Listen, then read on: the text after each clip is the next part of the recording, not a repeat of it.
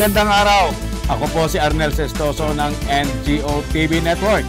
Kasanib puwersa ang FLN TV Network at Mindanao Daily News Network na maghatid sa inyo ng balita mula Pilipinas, Estados Unidos at buong mundo. Ito po ang The Pilipinas Update Global. Sa unang balita, Pilipinas binabantayan ang posibleng militarisasyon ng China sa Scarborough Shoal. Nagpahayag ang pamahalang Pilipino ng pagkabahala matapos mapag-alaman na planong ideklara ng China bilang Marine Nature Reserve ang bahagi ng Scarborough Shoal. Isang hakbang na maaaring magdulot ng de facto militarisasyon sa pinag-aagawang teritoryo. Ayon kay Defense Secretary Gilberto Teodoro, maingat na minomonitor ng Pilipinas ang kilos ng China sa Scarborough. Ang naturang lugar ay sakop ng eksklusibong economic zone ng Pilipinas. Ayon pa sa mga eksperto, ang paglikha ng Nature Reserve ay maaaring maging dahilan upang lalong mapalakas ng China ang presensya nito sa lugar. Bagay na itinuturing ng Department of Foreign Affairs na banta sa soberenya ng bansa. Lindol sa Cebu, itinuturing na pinakamalakas sa higit isang dekada. Isang malakas na magnitude 6.9 na lindol ang yumanig sa Cebu City at Karatig probinsya noong Martes ng gabi na nagdulot ng malaking pinsala sa mga gusali at kalsada. Bumuho ang ilang gusali sa downtown Cebu habang maraming residente ang nagtakbuhan palabas ng kanilang mga bahay. Ayon sa PhilBox, ang sentro ng lindol ay nasa 11.7 degrees north at 124.17 degrees east. May lalim na 5 kilometers. Ito na ang pinakamalakas na lindol sa bansa mula ng 2013 Bohol earthquake. Patuloy ang clearing operation ng DPWH habang nagpadala ng mga relief operation ang lokal na pamahalaan upang tumulong sa mga apektado. Bilang ng nasawi sa lindol, umabot na sa 72. Umakyat na sa 72 ang bilang ng mga nasawi sa Central Visayas matapos ang nakamamatay na lindol sa Cebu. Mahigit 300 naman ang sugatan at patuloy ang paghahanap sa mga nawawala. Pinakamatinding tinamaan ng lungsod na Cebu, Mantaue at Bogo. Maraming gusali at tulay ang nagkaroon ng bitak at ilang simbahan ang gubuho. Nagpahayag ng pakikiramay si Pangulong Marcos Jr. at nag-utos ng agarang tulong mula sa NDRRMC at AFP. Patuloy rin ang pagbibigay ng relief goods ng mga evacuee sa mga itinalagang evacuation center.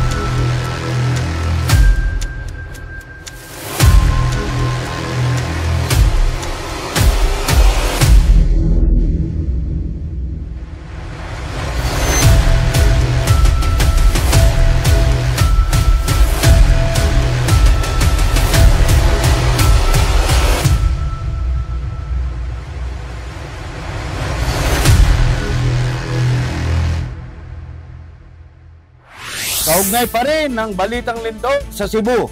Mga pamilya natutulog na sa kulungan ng baboy. Talunos-lunos ang sitwasyon ng mga pamilyang nawala ng tirahan matapos tumama ang malakas na lindol sa Cebu. Ayon sa mga ulat, ilang pamilya sa San Remigio ang nananatili muna sa kulungan ng baboy para may masilungan at hindi mabasa ng ulan habang pinangangambahan pa ang aftershocks. Una nang inireport ng ilang residente na piniling matulog sa kalye at palayan habang mayroon ding ibinalot ng plastic ang kanilang katawan para hindi mabasa ng ulan.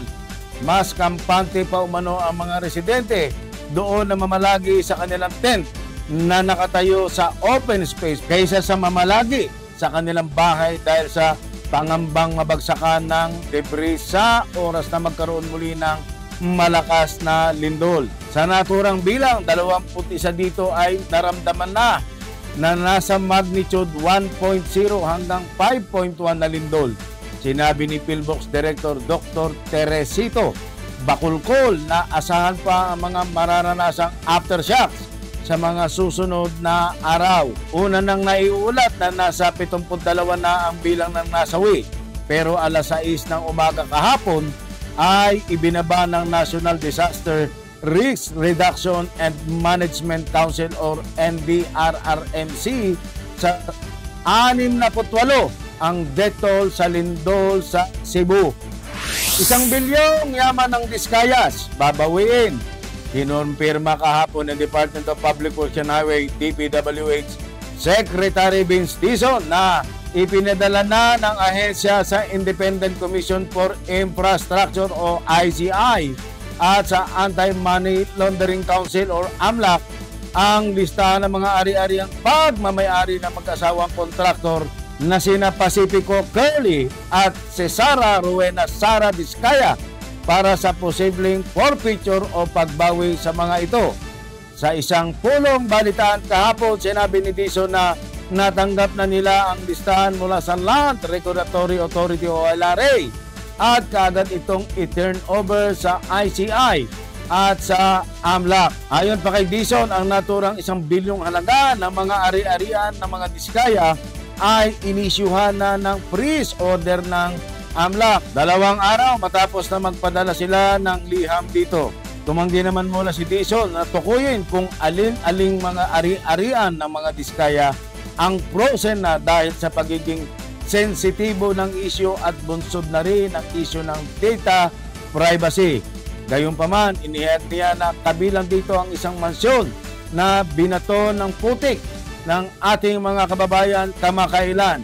Sa kanyang panig, ipinaliwanag naman ni DPWH Undersecretary Ricardo Bernabe III na mahalaga ang pag-freeze ng mga naturang ari-arian upang maiwasang maidispose ang mga ito sa pamamagitan ng pagbebenta.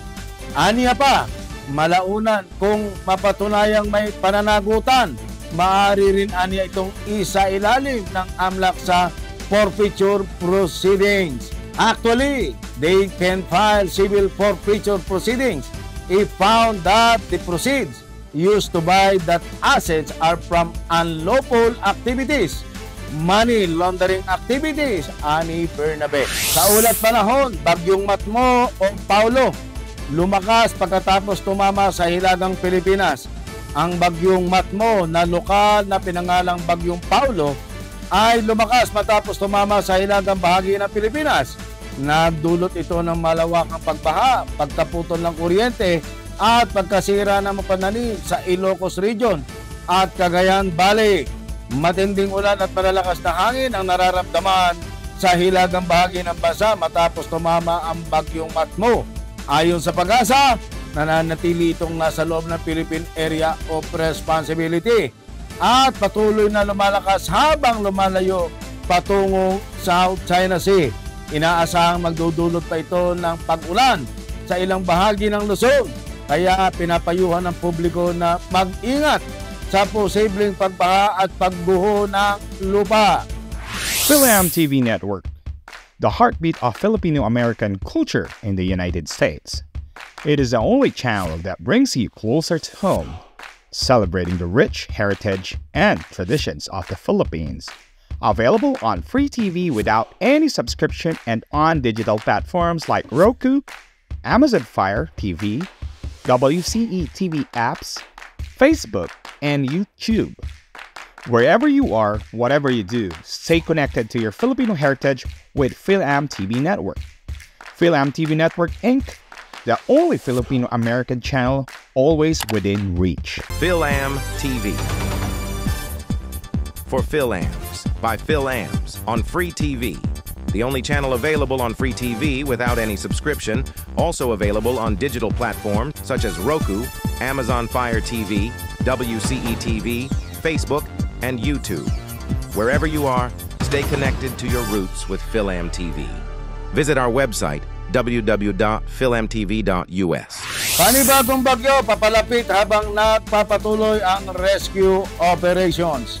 Habang patuloy ang pagbangon ng mga residente mula sa lindol, isang bagong tropical storm ang papalapit sa bansa ayon sa Pag-asa. Ito ay posibleng maging ganap na bagyo sa susunod na 24 na oras. Ang pagdating ng bagong sama ng panahon ay nagdudulot ng pangamba sa mga otoridad dahil maaari itong maantala ang rescue and relief operation sa mga apektadong lugar. Pinayuhan ng NDRRMC ang mga residente ng Eastern Visayas at Bicol Region na maghanda sa posibleng pagtaas ng tubig at landslide. Samantala, nagpapatuloy ang bayanihan sa Cebu kung saan libu-libong pamilya ang pansamantalang nanunuluyan sa mga evacuation site. Malawakang protesta laban sa korupsyon sa flood control projects. Libu-libong mamamayan ang nagdaos ng kilos protesta sa Maynila bilang panawagan para sa radikal na pagbabago matapos mabunyag ang umano'y anomalya sa flood control projects ng pamahalaan. Sa ilalim ng init ng araw, nagtipon ang mga mamamayan sa Mendiola upang tutulan ang sinasabing kickback scheme sa mga proyekto ng flood control. Ayon sa ulat, ilang opisyal ng DPWH at ilang dating senador ang sangkot. Nananawagan ang mga rallyista ng transparency at accountability habang siniguro naman ng Malacanang na isa sa ilalim sa investigasyon. Sa balitang pangpalakasan, Manny Pacquiao naghahanda sa muling pagbabalik sa boxing sa edad na 47. Kinumpirma ni Manny Pacquiao na pinaplansya na niya ang kasunduan para sa isang world title fight laban kay Rolando Rolly Romero. Sa edad na 47, muling papasok sa boxing ring si Pacquiao upang subukang makuha ang isa pang world title. Ayon sa kanyang kampo, ito ay posibleng ganapin sa unang bahagi ng 2026. Maraming fans ang sabik sa kanyang pagbabalik habang ang ilan naman ay nagpapahayag ng pag-aalala sa kanyang kalusugan. Gayunman, giit ni Pacquiao, hindi pa tapos ang laban. Samantala, nagsasagawa ng pagkilos ang grupong The Fraternal Order of Eagles, thus Philippine Eagles Incorporated, sa pamumuno ni Kuya NP Ronald De Los Santos para tulungan ang mga kababayan natin na naapektuhan ng nagdaang lindol sa Masbate at Cebu. Nagtutulong-tulungan ang lahat ng officers and members para makalikom ng kahit anong pwedeng maitulong sa ating mga kababayan sa Masbate at Cebu at iba pang karatig na lugar at probinsya. Patuloy na nananawagan ang kanilang National President na si Kuya Ronald De Los Santos na magsama-sama para matulungan ang ating mga kababayan sa Cebu at Masbate sa pamamagitan ng masisipag na miyembro ng Triple D Commission sa pamumuno ni Kuya Joseph Foxon. Sa lahat ng mga governor na sumuporta sa ating pong Triple D, sa lahat ng nagbigay para sa ating gagawing activity sa Cebu at Masbate, maraming salamat po. And we are encouraging all our governors to please support our Triple D and to all the members. Sana po magtulong-tulungan tayo under the leadership and banner of our National President. Mabuhay po kayong lahat. More power. Mabuhay ang Agila. Itong gift of na to ay naipon ng mga kuya at ate natin. At nagpapasalamat kami sa lahat ng mga sponsors, mga NGOs na tumulong dito sa relief operation na to para sa Masbate and Cebu. Maraming salamat at still we are appealing to all the officers and members of the Fraternal Order of Eagles Incorporated, mga kuya at ate ko, please, kung mayroon pa tayong may papahabol dito sa ating relief operation na to, ang ating pong Triple D at sa ating Alalaing Agila ay open po para po sa karagdagan dahil marami po tayong dapat tulungan, lalong-lalo na sa Cebu. Nalaman natin ang pangangailangan na doon ay ang mga medical kits at pagkain. Kailangan tumulong tayo sa ating bayan, sa ating bansa. Ang ginagawa natin para sa Diyos, para sa bansa natin at sa kapwa natin mga Pilipino. But of course, again, maraming salamat sa lahat ng officers and members ng the Fraternal Order of Eagles Philippines Incorporated para ito ay makaitsan yung mga pangangailangan pa ng ating mga kababayan na nangangailangan ng tulong sa mga lahat ng kasalanta sa lugar ng ating bansa. Maraming salamat. Mabuhay ang Agila! Mabuhay! Maraming salamat. Mabuhay ang Agila! Mabuhay! At dyan po, nagtatapos ang aming mga balita mula sa Pilipinas, Estados Unidos at buong mundo para sa Pilipinas Update Global. Sa ngalan ng aming Tri-Media News partner, FLM TV, and News Anchor Ed Abalos, Mindanao Daily News. Ako po si Arnel Sestoso ng NGO TV Network na nagsasabing ang buhay ay hiram lang. Kaya atin itong pangalagaan. To God be the glory. But let us find out our destiny and strengthen our spirituality. Mabuhay po kayo!